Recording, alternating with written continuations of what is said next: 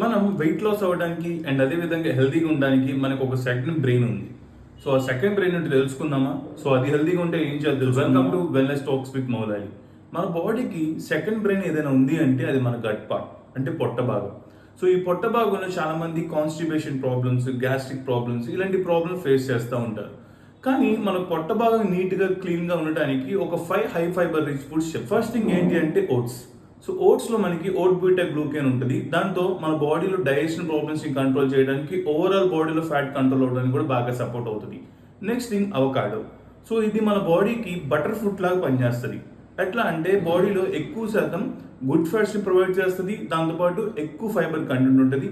మన డైజెస్ట్ సిస్టమ్ని and bowl సిస్టమ్ని బాగా క్లీన్గా ఉంచడానికి సపోర్ట్ అవుతుంది. Third thing chia seeds. So chia సీడ్స్లో ఎక్కువ శాతం మనకి ఫైబర్, దాంతోపాటు మన గట్ పార్ట్ని క్లీన్ చేయడానికి బాగా ఉపయోగపడుతుంది చియా సీడ్స్.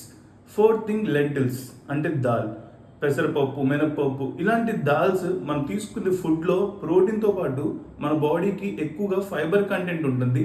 దాంతో మన బాడీలో ఉన్న డైజెస్ట్ సిస్టమ్ ప్రాబ్లమ్ని కూడా కంట్రోల్ చేసుకోవడానికి సపోర్ట్ అవుతుంది. Last but not the least, leafy vegetables, ఆకుకూరలు. సో ఆకుకూరలో ఎక్కువగా మనకి రిచ్ ఫైబర్ ఉంటుంది.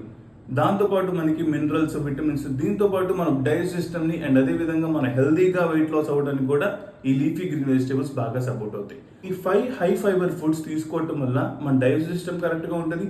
దాంతోపాటు మన వెయిట్ లాస్ అవ్వడానికి అండ్ హెల్దీగా ఉండడానికి కూడా బాగా సపోర్ట్ అవుతుంది. సో ఇలాంటి మోర్ టిప్స్ కోసం అండ్ ఇలాంటి మోర్ ఇన్ఫర్మేషన్ కోసం just follow wellness talks with Moula Ali. Thank you so much.